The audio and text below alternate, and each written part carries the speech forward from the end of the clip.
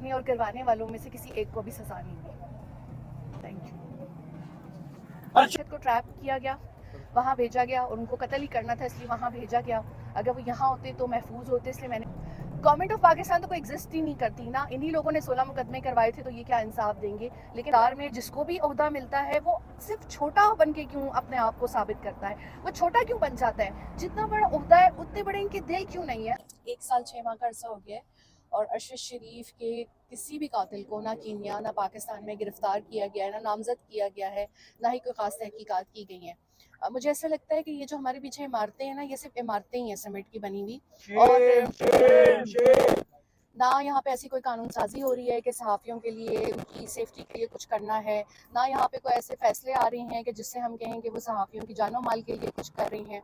सहाफ़ी हर तरह से इस वक्त इस्तेहसाल का शिकार हैं, चाहे वो माशी तौर पे हों, चाहे नौकरी के उनकी नौकरियाँ ख़तरे में हैं, तमाम तौर पर जो है वो उनका इस्तेहसाल है। और बहुत से सहाफ़ी इस वक्त शदीद तौर पर हरासानी का शिकार हैं, चाहे ख़वातीन हों मर्द हों। और आप ये देख लें कि हो कुछ नहीं रहा।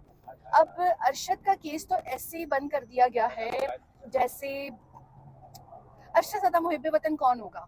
आपने कभी उसको ऐसा कोई बात करते हुए देखा जो इस मुल्क के या रियासत के खिलाफ हो। लेकिन पोर्ट्रे कुछ ऐसा किया गया, हमें भी ऐसा फील कराया कि जैसे आप जो है वो एंटी स्टेट हैं या आप एंटी इंस्टीट्यूशंस हैं। हम बिल्कुल भी ऐसे नहीं हैं, हम इसी मुल्क में हैं, टैक्स पेयर भी हैं, यहीं रह रहे हैं, मुल्क छोड़ के भी नहीं गए। लेकिन इंसाफ का ना मिलना बहुत तकलीफ देह है। एक बीवी का अपने शोहर को खो देना, हमारी पूरी फैमिली ने इसके बाद बहुत हरासानी भी देखी है, बहुत सफ़र भी किया है। लेकिन कि जो भी एक आता है इक़्तिदार में, जिसको भी ओहदा मिलता है वो सिर्फ छोटा बन के क्यों अपने आप को साबित करता है, वो छोटा क्यों बन जाता है। जितना बड़ा ओहदा है उतने बड़े इनके दिल क्यों नहीं है, हर कोई अपनी अना का गुलाम क्यों है। अरशद शरीफ पर जिन्होंने 16 मुकदमे दर्ज कराए, सब जानते हैं वो कौन है। वो आगे सहाफ़ियों के ऊपर भी मुकदमे दर्ज कराएंगे, लेकिन इनमें इतनी मजाल नहीं, किसी एक को बुला के उसकी सरजनिश ही कर देते। मुकदमा करना, उनको सज़ा देना तो बहुत दूर की बात है। अगर एक केस भी उसमें किसी को सज़ा हो जाए कि ये कौन लोग हैं जो टीवी चैनल्स बंद कराते हैं, ये कौन लोग हैं जो सहाफ़ियों को धमकाते हैं, किसी एक केस में भी अगर इनको सज़ा मिल जाए ना, तो आगे आप तमाम लोग जो है वो जर्नलिज्म करने के लिए महफूज हो जाएंगे।